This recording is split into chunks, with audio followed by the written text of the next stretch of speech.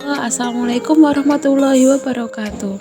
Hari ini kita akan belajar tema 1 subtema 2. Yang pertama kita akan belajar pelajaran IPA dengan materi sistem gerak pada manusia.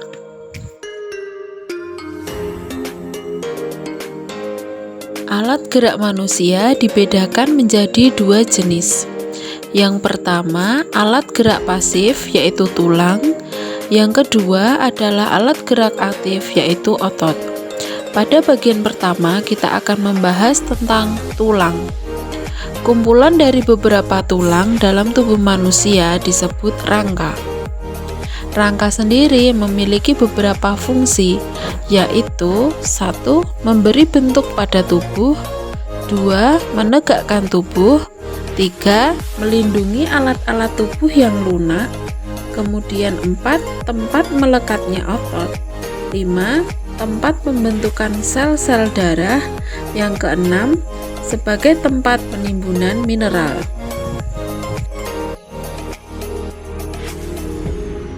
Setelah kita mengetahui fungsi rangka, selanjutnya kita belajar tentang bagian-bagian rangka manusia. Yang pertama yaitu rangka kepala atau sering disebut dengan tengkorak. Kita perhatikan bersama yaitu gambar tengkorak di sini. Tengkorak terdiri dari beberapa tulang. Kita lihat dari paling atas di sini yaitu tulang dahi. Kemudian di sini ada tulang hidung.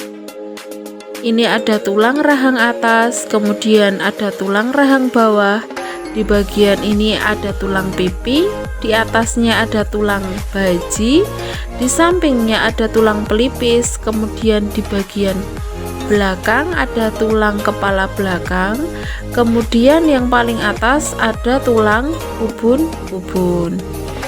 Rangka kepala atau tengkorak ini tulang-tulangnya berbentuk pipih. Kemudian fungsi dari rangka kepala atau tengkorak adalah melindungi organ otak, mata, telinga, dan hidung. Selanjutnya yaitu rangka badan. Rangka badan terdiri dari 3 bagian. Yang pertama yaitu bagian ruas-ruas tulang belakang. Pada ruas-ruas tulang belakang dapat kita lihat ada beberapa jenis tulang yang menyusun. Di sini ada 7 ruas tulang belakang, kemudian di bawahnya ada 12 ruas tulang punggung, di bawahnya ada 5 ruas tulang pinggang, di bawahnya lagi ada 5 ruas tulang kelangkang, dan yang paling bawah ada 4 ruas tulang ekor. Kemudian fungsi dari ruas-ruas tulang belakang ini fungsinya adalah melindungi saraf yang ada pada tulang belakang ini dan sumsum tulang. Bagian yang kedua dari rangka badan yaitu tulang rusuk. Pada tulang rusuk terdiri dari beberapa bagian juga. Kita lihat dari paling atas, di sini adalah tulang selangka. Jadi yang ada di bahu tulang selangka, kemudian di bawahnya di sini yang berbentuk pipih juga yaitu tulang belikat. Kemudian di bawahnya ada tulang dada, ini adalah tulang dada.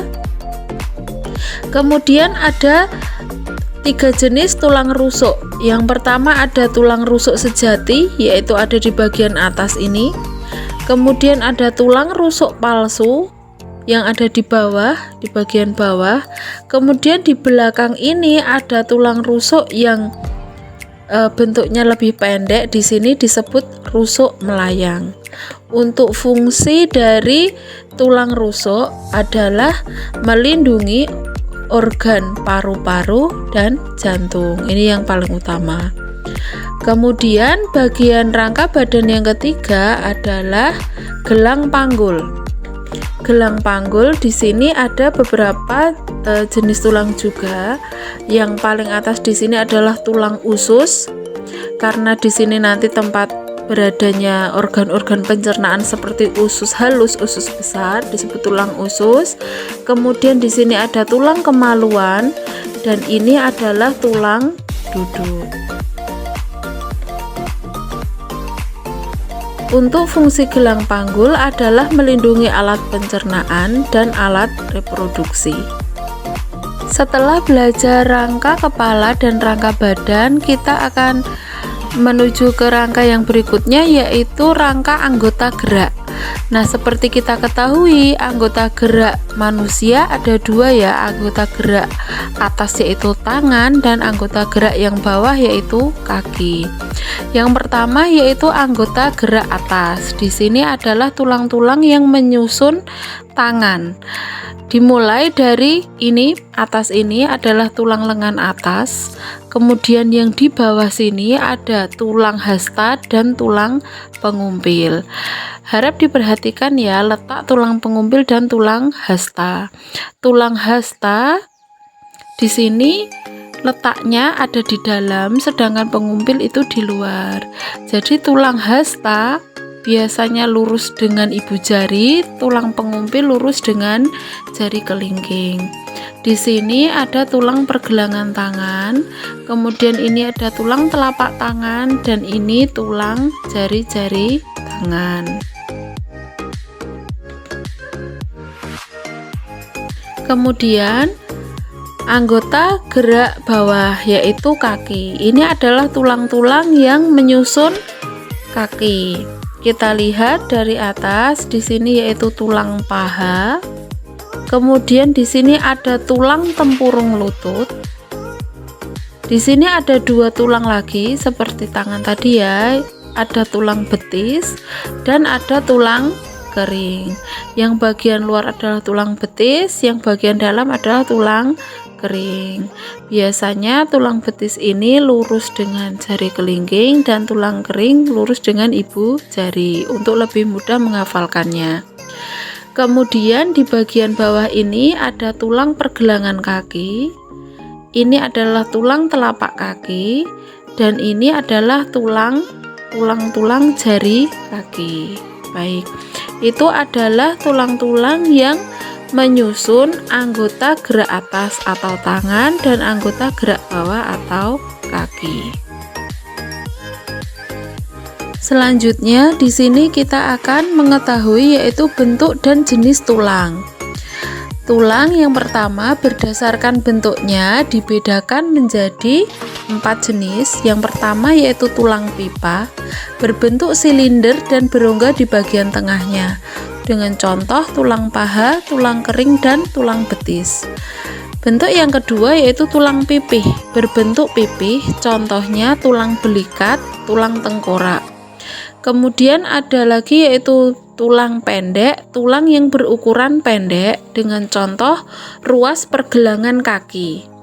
Ada pula yaitu tulang tidak beraturan, bentuknya tidak beraturan, contohnya adalah tulang rahang. Selain berdasarkan bentuknya, ada pula tulang berdasarkan zat penyusunnya. Yang pertama yaitu tulang keras, tulang yang tersusun dari kapur atau kalsium fosfat dan kalsium karbonat. Contohnya tulang anggota gerak dan tulang belakang. Sedangkan yang kedua yaitu tulang rawan, bersifat lentur karena memiliki sedikit zat kapur. Contohnya adalah cuping hidung dan daun telinga. Bagian selanjutnya yang juga penting untuk kita ketahui yaitu sendi. Apakah itu sendi? Sendi adalah tempat pertemuan beberapa buah tulang. Macam-macam sendi dapat kita lihat. Yang pertama yaitu sendi engsel. Sendi engsel gerakannya satu arah seperti pintu, jadi hanya bisa, misalkan itu pintu didorong, tidak bisa ditarik, jadi hanya satu arah. Contohnya yaitu sendi pada siku dan lutut. Siku dan lutut hanya bisa dilipat pada satu arah, di sebaliknya tidak bisa. Kemudian ada sendi peluru. Sendi peluru di sini dapat bergerak ke segala arah. Contohnya yaitu sendi lengan atas dan gelang bahu, tulang paha dan panggul. Kalian dapat mempraktekkan sendiri. Di lengan atas, tangan kita bisa kita putar ke segala arah.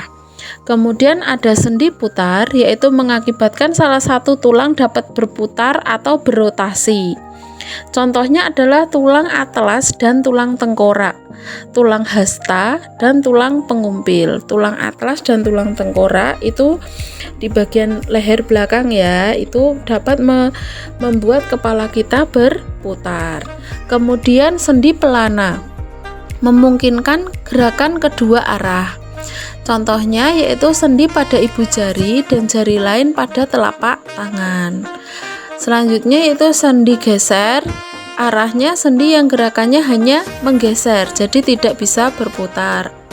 Ini contohnya adalah antar tulang pergelangan dan juga antar tulang selangka. Yang terakhir yaitu sendi gulung, arahnya sendi yang bergerak dua arah dengan gerakan terbatas. Contohnya adalah sendi pada pergelangan tangan. Untuk gambarnya lebih jelasnya kita lihat di mana saja letak sendi-sendi tersebut dapat kita perhatikan pada gambar. Sendi putar ada di sini, yaitu tulang atlas dan tulang tengkorak. Kemudian di sini ada sendi engsel, yaitu siku dan lutut. Jadi ada dua di sini, sendi engsel. Kemudian di sini sendi pelana pada jari, pada ibu jari. Kemudian ini ada sendi gulung. Sendi gulung ini pergelangan tangannya. Kemudian di sini ada sendi peluru, yaitu tulang paha dan tulang panggul ada di sini. Kemudian ada sendi geser. Sendi geser ini contohnya adalah pergelangan ya, pergelangan kaki. Nah, ini adalah sendi. Jadi pertemuan antara beberapa tulang ini disebut sendi, sehingga memungkinkan terjadinya pergerakan karena antar tulang ini dihubungkan dengan yang namanya sendi. Muatan pelajaran IPA dengan materi rangka pada manusia sudah selesai. Kita akan melanjutkan pelajarannya dengan pelajaran bahasa Indonesia. Pelajaran bahasa Indonesia kali ini kita akan membahas lagi tentang menentukan ide pokok suatu paragraf atau suatu teks bacaan.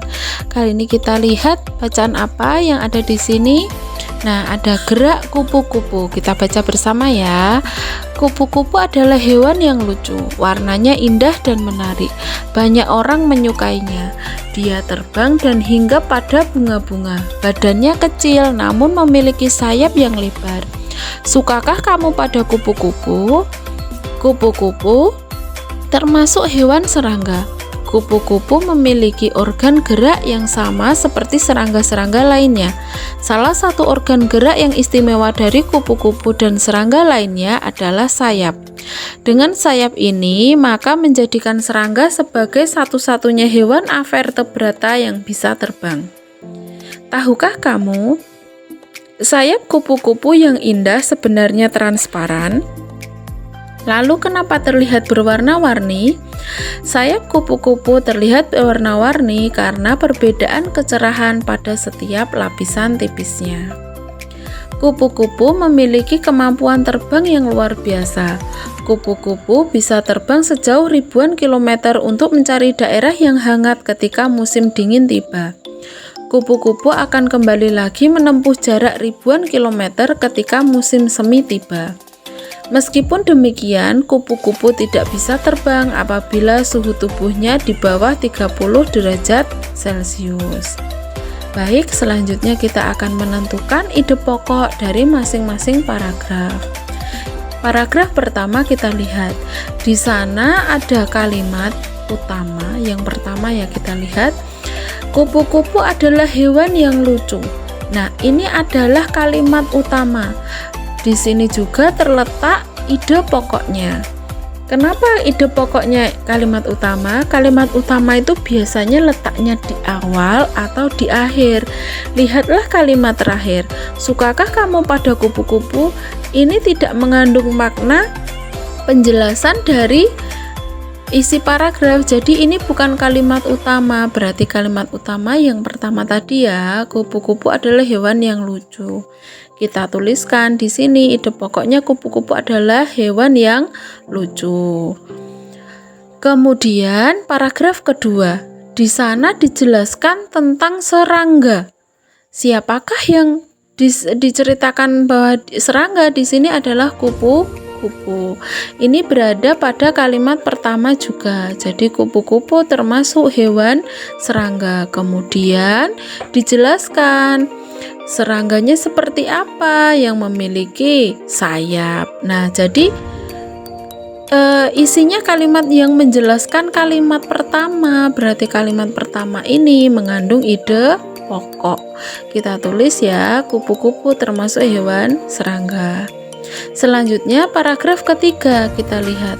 Tahukah kamu sayap kupu-kupu yang indah sebenarnya transparan? Ini membahas tentang sayap kupu-kupu yang transparan. Kemudian dijelaskan karena transparan tadi perbedaan kecerahan, akhirnya sayap kupu-kupu terlihat warna-warni. Berarti ini kalimat utamanya ada di kalimat pertama juga. Ide pokoknya yaitu sayap kupu-kupu transparan. Ingat ya, ide pokok cukup dengan kalimat yang pendek saja, tidak perlu terlalu panjang. Kemudian yang keempat, kupu-kupu diceritakan di sana dia mempunyai kemampuan terbang yang luar biasa. Kemudian dia terbang jauh ribuan kilometer.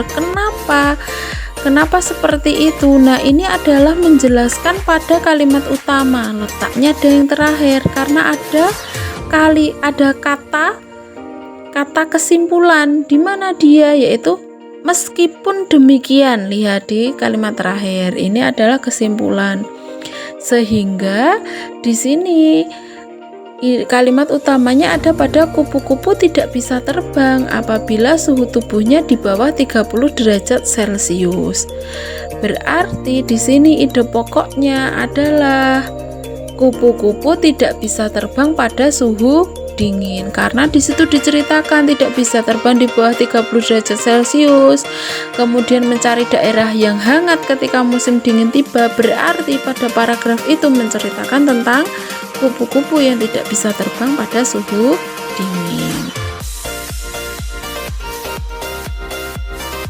Demikian penjelasan hari ini pelajaran tema 1 subtema 2 kelas 5 tentang pelajaran IPA dengan materi rangka pada manusia dan juga bahasa Indonesia dengan materi ide pokok. Terima kasih, sampai jumpa lagi. Tetap sehat, semangat, dan menjadi anak yang hebat. Wassalamualaikum warahmatullahi wabarakatuh.